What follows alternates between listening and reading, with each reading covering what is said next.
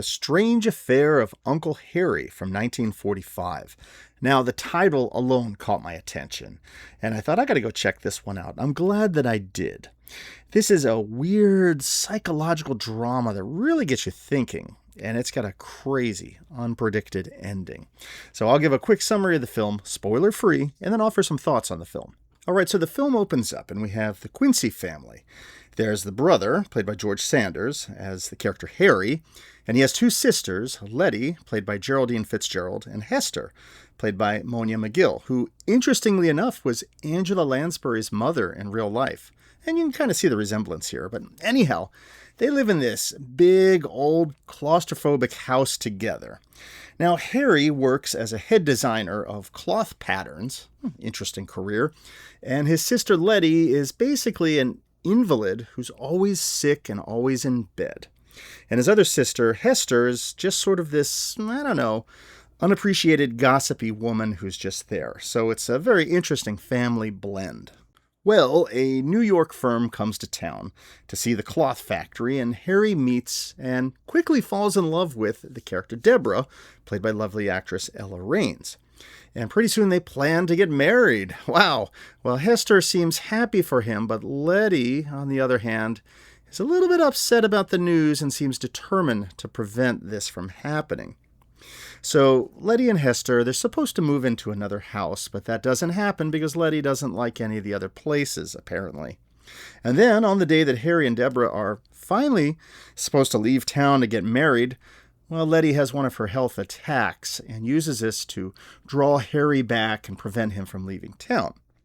Now, Deborah is frustrated by these delays, how these sisters can't seem to find a home after 6 months of looking. And Letty seems to use her illness to manipulate Harry.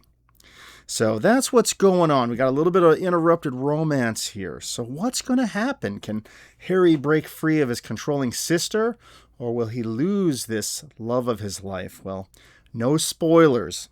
And there's a lot of crazy stuff ahead. So I'll let you check out the ending for yourself because, well, as the end of the film says.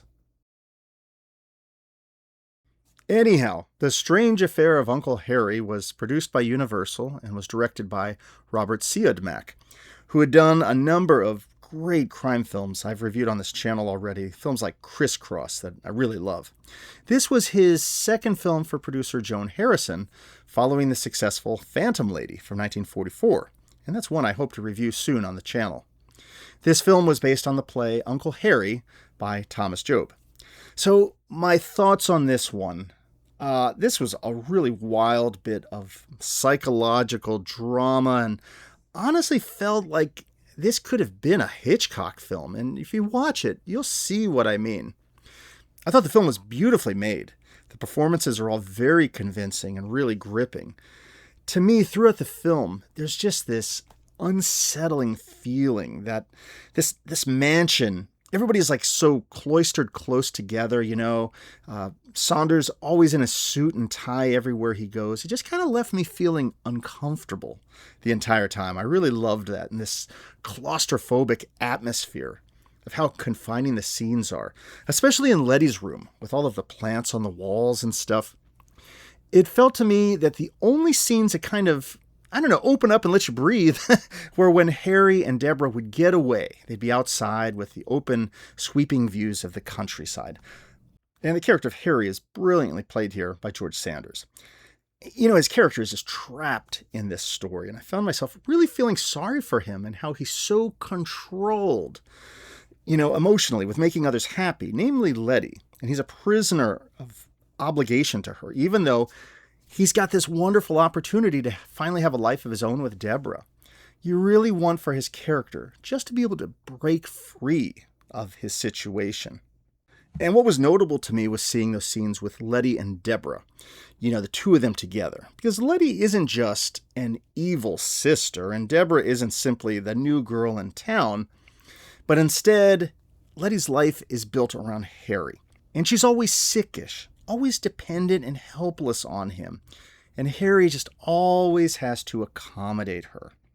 But then, there's Deborah. And now Harry has a chance, this opportunity to move on from this, confined world into his own life. And Letty can't let that happen. So I love their scenes together, the seething anger under the surface between Letty and Deborah. It's fantastic. And Letty is sweet and fragile, but we see she's also extremely controlling of Henry, and he just doesn't seem to see how much of a prisoner he is to her. And, I love seeing that confident, sassy Deborah character come into the picture. And Ella Raines is fantastic here, and loved sort of that dynamic between her character and Letty's. Now, the other sister, Hester, played by Moyna McGill, seems to be a little more level-headed about things. And yet, she recognizes this unhealthy grip that Letty seems to have on Harry and doesn't really do much about it, doesn't really help him break free. She seems a little more interested in, eating ice cream with her old friend and gossiping about the situation instead of doing anything about it. Now, I have to talk about that weird forced ending that the production code insisted on, and I won't give it away. This film is on YouTube and Prime, and you can go see it for yourself. But it seems that the Hollywood censors at the time would not allow the original ending. So you get to the end of the film, and there's this jarring conclusion that, well, I watched it and I couldn't believe it. But knowing that this film was made in the 1940s, I kind of understand why they ended it the way that they did. They just did that in old films like this. Apparently, the film was previewed with 5 different endings, and this was the ending that they went with. And it's a complete departure from the play. And apparently, this ending caused the resignation of producer Joan Harrison from Universal Pictures.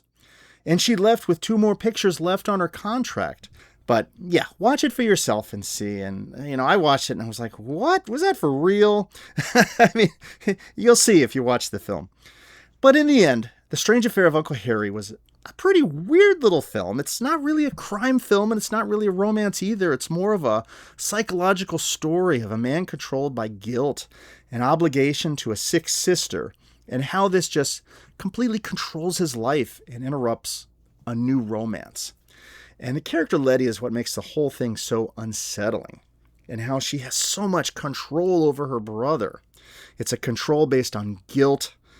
And then we have this character, Deborah, who comes in and offers him a chance at freedom and a normal life, while Letty just completely wants power over Harry, and he just can't seem to break free.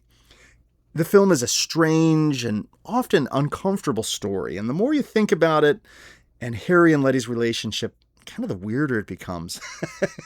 So watch it and brace yourself for that jarring ending that just doesn't seem to fit. But otherwise, this was a pretty good film. I really enjoyed it and the weird narrative, and I think it's one that's worth checking out.